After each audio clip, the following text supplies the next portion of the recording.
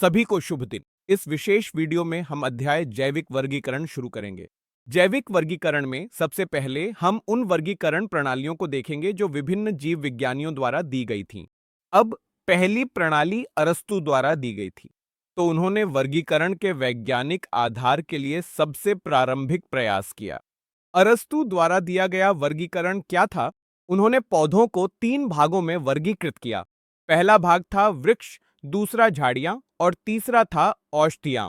अब यह वर्गीकरण साधारण रूपात्मक विशेषताओं पर आधारित था।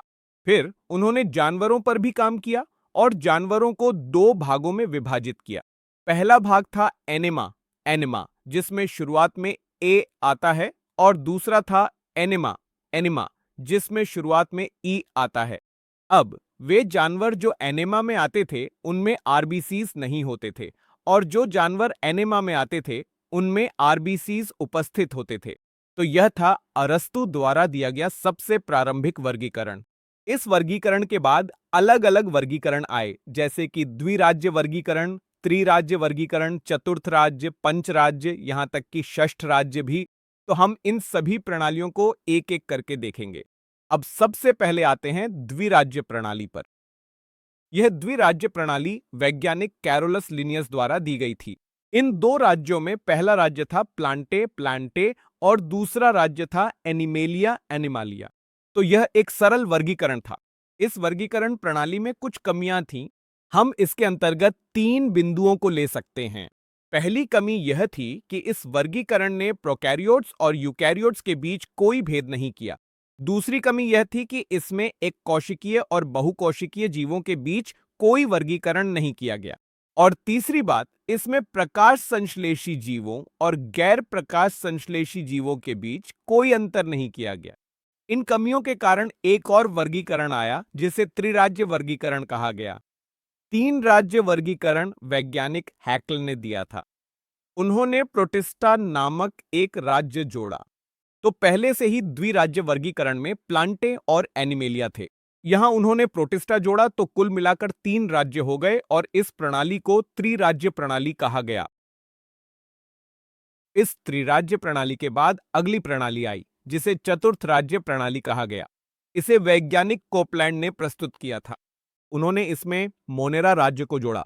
तो पहले से ही 3 राज्य मौजूद थे, मोनेरा को जोड़ा गया और इसी तरह यह चतुर्थ राज्य प्रणाली बन गई। इस चतुर्थ राज्य प्रणाली के बाद एक और राज्य प्रणाली आई, जिसे पंच राज्य वर्गीकरण प्रणाली कहा गया।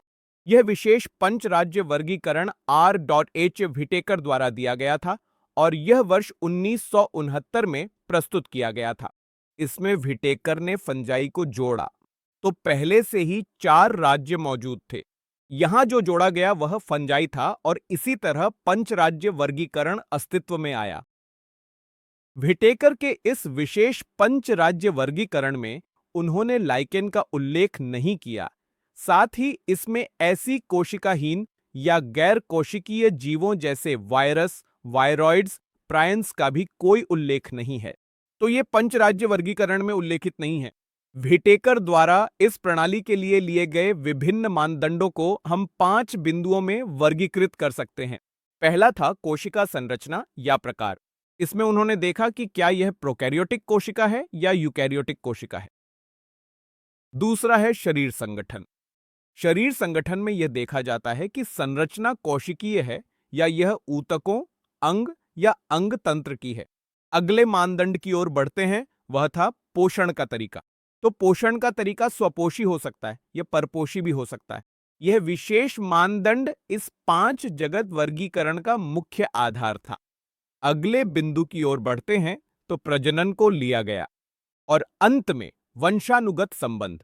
वंशानुगत संबंध का अर्थ है विकासात्मक संबंध, और ये 5 मानदंड इस 5 जगत वर्गीकरण का आधार बनाते हैं।